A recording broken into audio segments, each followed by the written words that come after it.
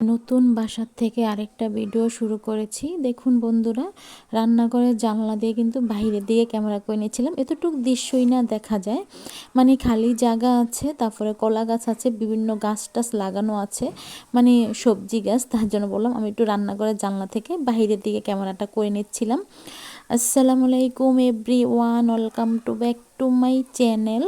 দূরে কাছে যে যেখান থেকে আমার ভিডিওটা দেখছেন, আশা করি আল্লাহর রহমতে সবাই ভালো আছেন। আলহামদুলিল্লাহ, আপনাদের দোয়া এবং ভালোবাসা আমরাও ভালো আছি। নতুন একটা ভিডিও নিয়ে শুরু করলাম। আজকের ভিডিওটা আমি নতুন বাসার থেকেই শুরু করেছি। অনেকক্ষণ দাঁড়িয়ে বাহিরের দিকে ক্যামেরা করে নিচ্ছিলাম, রুম থেকেই ক্যামেরা করে নিচ্ছিলাম। বেশি কিছু তো আর আপনাদের সাথে শেয়ার করতে পারি না, যেহেতু নতুন বাসায় কোনো বারান্দা নেই। তার জন্য রুম থেকেই কিন্তু আমি ভিডিওটা করে নিচ্ছিলাম। তারপর এখন সকালের নাস্তাটা করে নেব। পাউরুটি ছেঁকে দিয়েছে আমার আম্মা। আপনাদের ভাইয়া বিকালবেলা আসার সময় নিয়ে আসছিল, তার জন্য সকালবেলা রুটিটা ছেঁকে দিয়েছে। মানে আমার কাছে ভালো লাগে না খেতে, তারপরও দিয়েছে, আমি খেয়ে নিচ্ছিলাম। আর সাথে একটু ক্যামেরা করে নিচ্ছিলাম আপনাদের সাথে শেয়ার করার জন্য। এখন না আমার শরীরটাও বেশিরভাগ ভালো থাকে না, তার জন্য ক্যামেরা করতেও ইচ্ছে করে না, মানে ভিডিও ঠিক মতো করতে পারি না। তার জন্য বললাম আপনাদের সাথে কোনো কিছুই শেয়ার করতে পারি না। যাও ভিডিও করি, তারপরও ভিডিও করতে ভালো লাগে না। জানি আমার ভিডিও আপনাদের ভালো লাগবে না, মানে ভিডিওর কোনো মিল নেই। তার জন্য বললাম দেখুন সামনের রুমটা দেখিয়ে দিচ্ছি, মানে ড্রয়িং রুমটারই আমি সামনের রুম বানিয়ে নিয়েছি। তার জন্য বললাম একটা খাট বিছিয়েছি, তারপরে সোফাগুলা রেখেছি, আমরা এইভাবেই রেখেছি। মানে ডাইনিংয়ের সাথে কিন্তু ড্রয়িং রুমটা, যেহেতু মানে আমার আম্মা শুয়েছিল এই রুমে, তার জন্য কিন্তু মশারিটা এভাবেই রাখা আছে। আর যেহেতু আমি কোনো কাজ করতে পারি না, তার জন্য আমার আম্মা যতটুকু পারে অতটুকুই গুছিয়ে রাখে। তার জন্য বললাম প্লিজ আপনারা কেউ কিছু মনে করবেন না।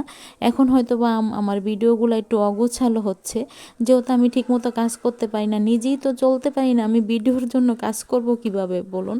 তার জন্য বললাম যে দেখুন আমি এখন ডাইনিং রুমটা দেখিয়ে দিচ্ছি। ডাইনিংয়ের সাথে কিন্তু ড্রয়িং রুমটা, তারপরে দুইটা বেডরুম।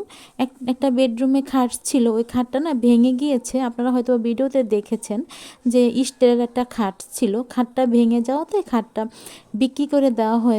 এখন আর কোনো খাট বানানো হবে না, মানে পরে বানানো হবে। যদি আমরা এখানে না থাকি তাহলে কোনো খাট বানাবো না। আপনাদের ভাইয়ার মানে আশা আছে যে একসাথে তিনটা জিনিস বানা দেবে, খাট, তারপরে কেবিনেট, তারপরে ড্রেসিং টেবিল।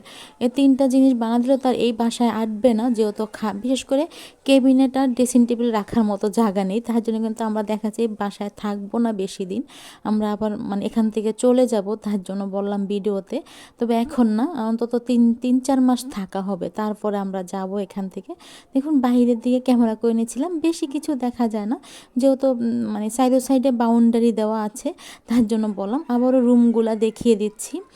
পাশাপাশি না দুইটা বেডরুম, একটা বেডরুমের সাথে শুধু অ্যাটাচ করা বাথরুম আছে। দেখুন বিছানাতে কম্বল রাখা আছে।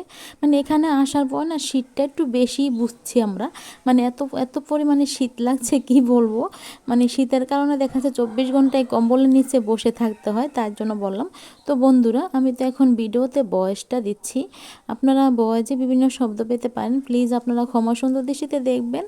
আর আমার কথায় যদি কোনো ভুল ত্রুটি হয়ে থাকে তাহলে কিন্তু আপনারা ক্ষমা সুন্দর দৃষ্টিতে দেখবেন, যেহেতু আমি এখন ভিডিওতে ভয়েসটা দিচ্ছি। আমার ভয়েসটা না দিতে অনেকটাই কষ্ট হয়ে যাচ্ছে, মানে কথা বলতে পারছিলাম না, তার জন্য বললাম। আর আমি সবার কাছে আবারও আমার জন্য দোয়া চাচ্ছি, আমার আফুরা, ভাইয়ারা এবং দিদিভাইরা বা দাদাভাইরা সবাই আমার জন্য দোয়া করবেন, যাতে আমি সুস্থ থাকি, আল্লাহ যাতে আমাকে সুস্থ রাখে। আপনারা এটার জন্য দোয়া করবেন। আমি আবারও আপনাদের কাছে ছোট বোন হয়ে দোয়া চাচ্ছি আপনাদের কাছে।